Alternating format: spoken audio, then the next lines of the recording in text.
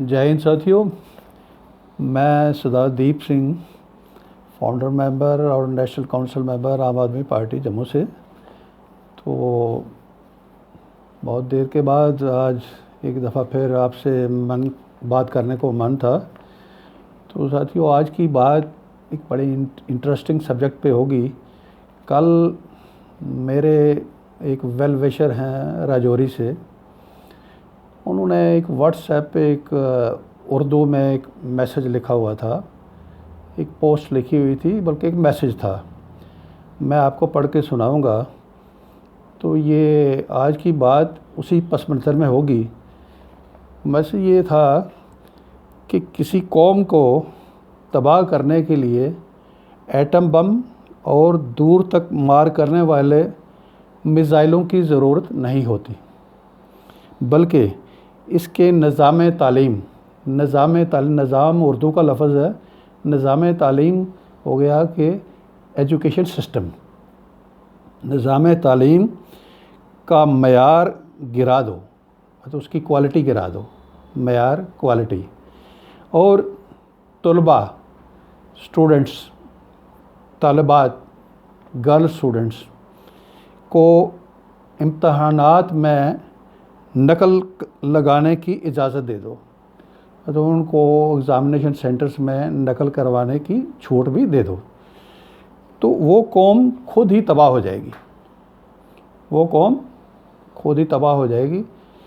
तो इस नाकारा, आगे वो लिखते हैं, इस नाकारा निज़ाम तालीम से निकलने वाले इस सिस्टम से, इस घटिया सिस्टम, एजुकेशन सिस्टम से निकलने वाले अगर कोई डॉक्टर बनेंगे तो उनके हाथों अक्सर मरीज़ मरते रहेंगे। तो इनके इस सिस्टम के बीच में से अगर कोई इंजीनियर बनेंगे तो वो भी कोई खुदा न खास्ता हमारे लिए अच्छी खबर नहीं ला सकते। वो भी कोई बिल्डिंगें बनाएंगे, पुल बनाएंगे, तो आए दिन आप देखते हैं वो गिरते रहते हैं। करप्शन तो करते ही करते हैं, लेकिन टेक्निकली भी अनसाउंड होते हैं ये लोग। तो आज की बात इसी पस मंज़र में होगी कि हमारे भारत में और हमारे जम्मू कश्मीर में इस बात को उसके साथ जोड़ के हम बात करें तो एक वक्त था साथियों 50-60s में कि हमारा सरकारी सिस्टम जो था स्कूलिंग का, वो बड़ा अच्छा चल रहा था। नया नया मुल्क आज़ाद हुआ था। तो प्राइमरी स्कूल में 120 से 140 तक, 150 तक स्टूडेंट्स भी होते थे, क्लास 1 से क्लास 5 तक। तो एक टीचर उसमें हुआ करता था। वो एक टीचर कितना सक्सेसफुली उस स्कूल को मैनेज करता था, कितना नेक नीयत था, कितना डेडिकेटेड था, कितनी मेहनत करता था कि उनके पढ़ाए हुए जो बच्चे थे उन्होंने आगे जाके भी कोई निराशा नहीं देखी।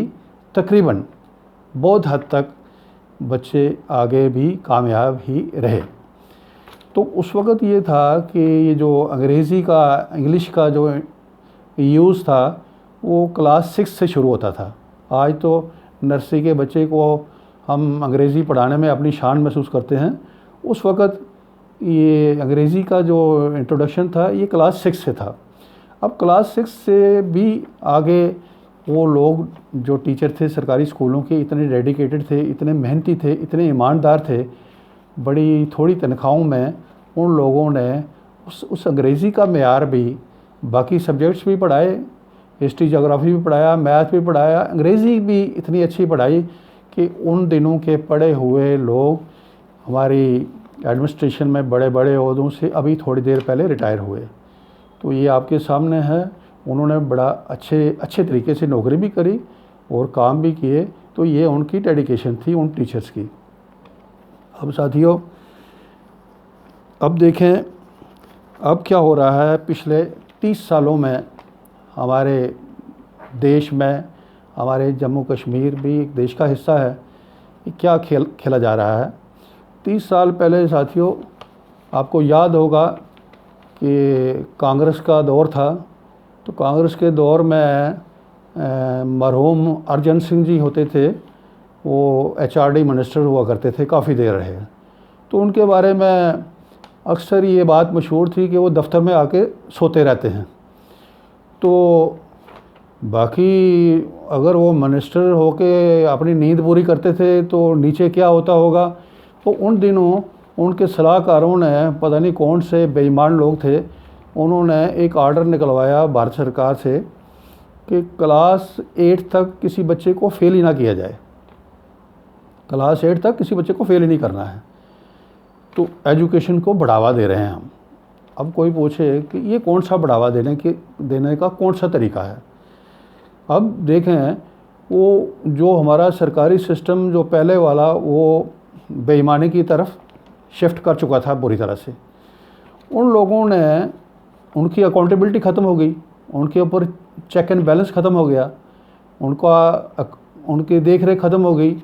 तो उसका नतीजा ये हुआ कि वो जो थोड़ा बहुत लोग वो पढ़ाते थे, उन्होंने वो भी छोड़ दिया।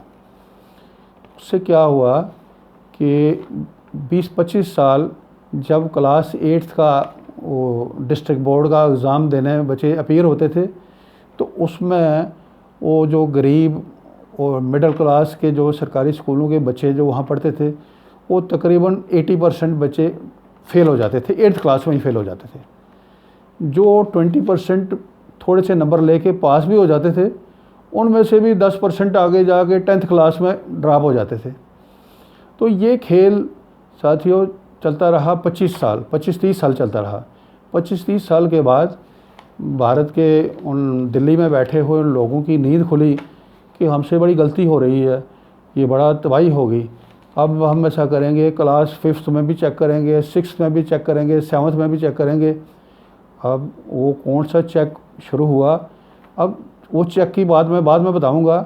अब 25 साल जो मुल्क के गरीब लोगों के बच्चों का जो फ्यूचर बर्बाद किया गया, जो मिडिल क्लास के अच्छे बच्चों का जो पढ़ सकते थे उनके फ्यूचर के साथ खेला गया, स्पॉइल किया गया, उसकी ज़िम्मेवारी साथियों किसी ने नहीं ली। और बड़ी मज़े की बात है, आज की जो ये सत्ताधारी पार्टी है, फेक नेशनलिस्ट पार्टी BJP, ये उन दिनों अपोजिशन का रोल किया करती थी। ये भी गूंगी बहरी बन के साथ में उसकी हिस्सेदार बनी रही इस सारे तमाशे का। और हमारे भारत के लोग इतने लापरवाह, इतने नकारा किस्म का होने का सबूत दिया उन्होंने भी इन बेईमान लोगों से सवाल नहीं किया कि हमारे बच्चों का फ्यूचर तबाह करने वाले आप कौन होते हो। तो साथियों, इस तरह से एक बहुत बड़ा गंदा खेल हमारी एक जनरेशन के साथ खेला गया। उसके बाद क्या हुआ, 5th, 6th, 7th का जो चेक शुरू हुआ, उसमें भी वो चेक भी इन्हीं के हवाले किया गया, जो लोग जिनके ज़िम्मा ये पढ़ाने वाला काम था। तो अब वो एक दिखावे के तौर पर, एक फॉर्मेलिटी के तौर पर रह गया, क्योंकि उनमें से किसी को फेल करके ये अपनी बदनामी तो बनाएंगे नहीं।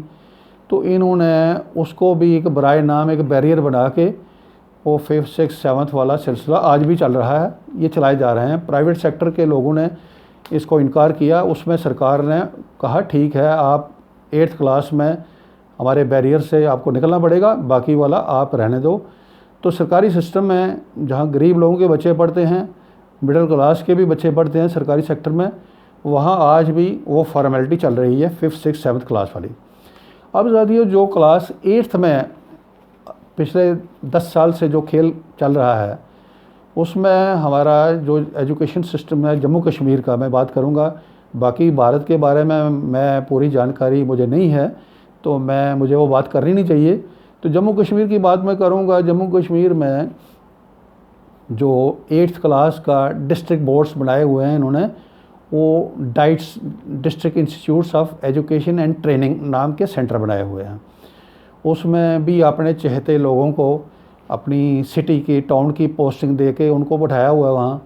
वो लोग ही इस 8th क्लास का डिस्ट्रिक्ट बोर्ड का एग्ज़ाम कंडक्ट करते हैं। अब उनको भी अंदर खाने फ़िक्र ये होती है कि हमारा जो सरकारी स्कूलों के बच्चे हैं, उनको अगर फेल हो जाते हैं तो हमारी बदनामी होगी।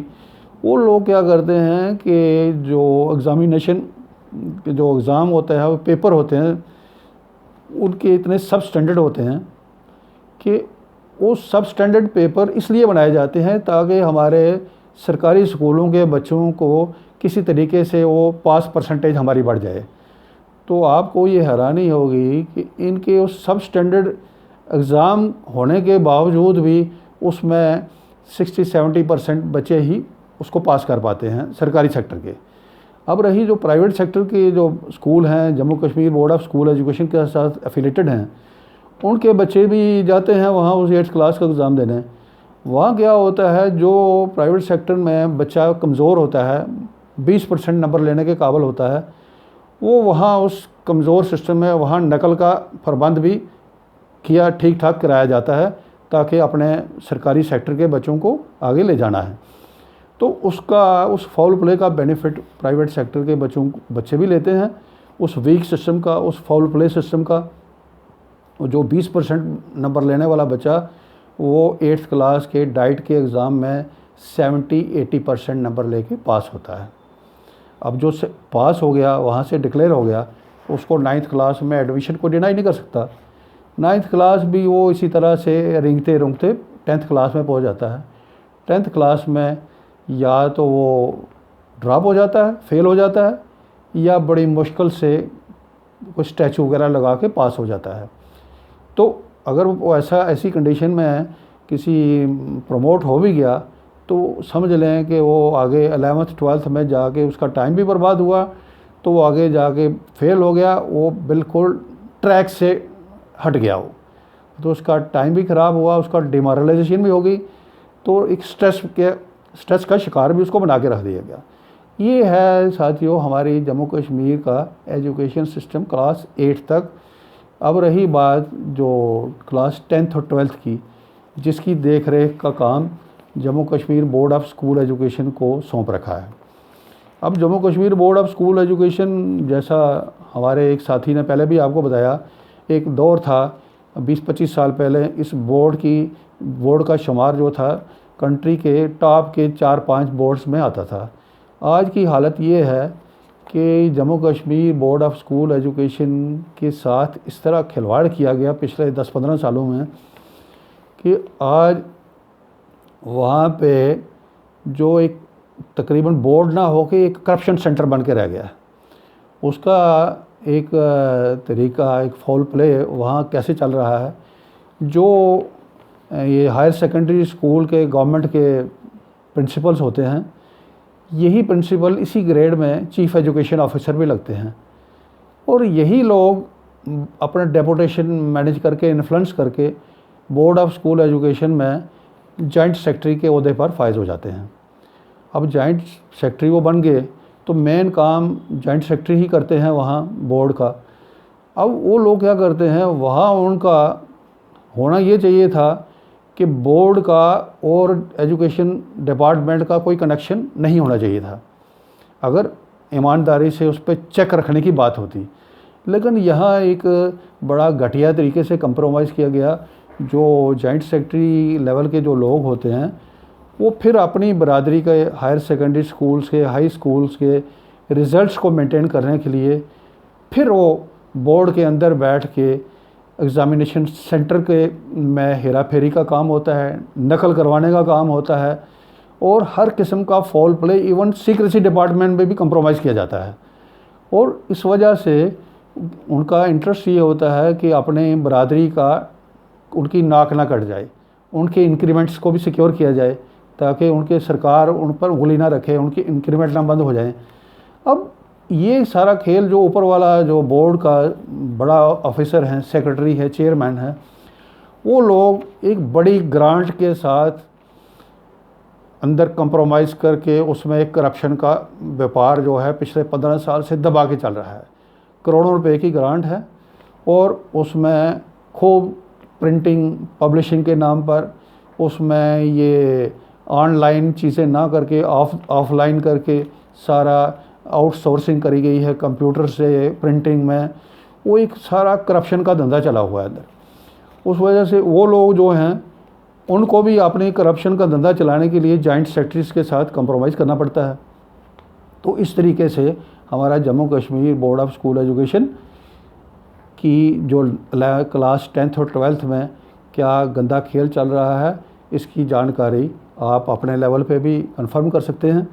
और आप आज से 15 साल पहले अनफेयर मीन्स के कितने केस रजिस्टर्ड होते थे बोर्ड में, आज जाके पता कर लीजिए पिछले 5-7 साल से कुछ भी नहीं हो रहा है, नाम के बराबर हैं। तो ये बहुत दफ़ा आवाज़ें उठाने के बाद भी ऊपर सरकार में बैठे हुए लोग, अंधे बहरे लोग, उनको जैसे कोई किसी से लेना देना ही कुछ नहीं है।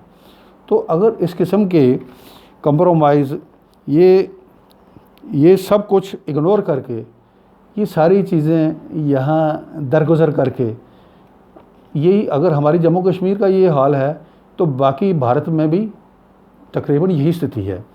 अब कल परसों हमारे बड़े भारत के बड़े अच्छे जर्नलिस्ट हैं ये प्रसून वाजपेयी जी, उन्होंने बड़ी एक अजीब बात बताई कि इस पिछले साल 8 करोड़ लोग सीनियर सेकेंडरी में 8 करोड़ बच्चे अपीयर हुए।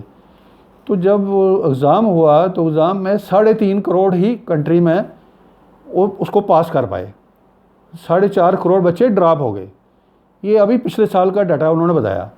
इसका मतलब है बाकी भारत में भी यही तमाशा है। तो ये सारा कुछ इग्नोर करके हमारे प्रधान सेवक मोदी, प्रधानमंत्री, वो कहते हैं मुझे प्रधान सेवक कहो, प्रधानमंत्री मत कहो, प्रधानमंत्री मोदी अपने 6 साल अपने सत्ता के ज़ाया करके अब ये बड़े फ़ख्र से ऐलान करते हैं अब हमने भारत को अपने पैरों पर खड़ा करना है। अब जब पैर होते हैं साथियों किसी भी नेशन के एजुकेशन के साथ, एजुकेशन एक बेस प्रोवाइड करता है, एक पैर प्रोवाइड करता है। जब हमारे एजुकेशन की इतनी दुर्दशा है, उसमें हमारे प्रधानमंत्री ये कहें कि हम भारत को पैरों पर खड़ा करना है 6 साल गुजरने के बाद, तो इसको मजाक नहीं कहेंगे, वो क्या कहेंगे आप? ये मजाक और कब तक बर्दाश्त करेगी ये कौम, कितना बर्दाश्त करेगी? ये अब वक्त आ गया है, सबको सोचना है।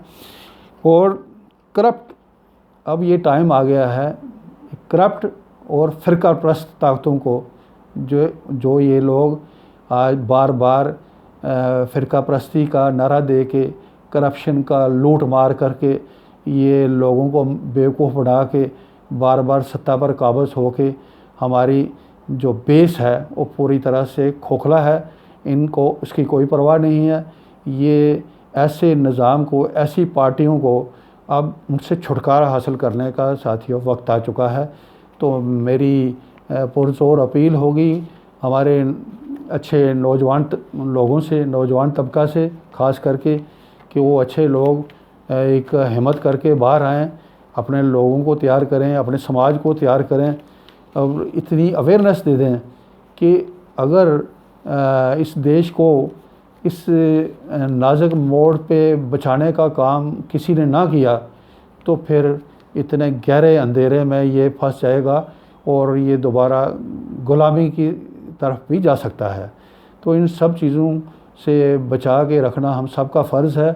हम उन नौजवानों का, हमें अपने आप से वादा करना है, हम ऐसे नौजवानों का साथ देंगे और सब मिल के इन गंदे हुक्मरानों से, इन करप्ट हुक्मरानों से, फ़िरका परस्त हुक्मरानों से अपना इस देश को बचाने का काम करेंगे। बहुत बहुत शुक्रिया।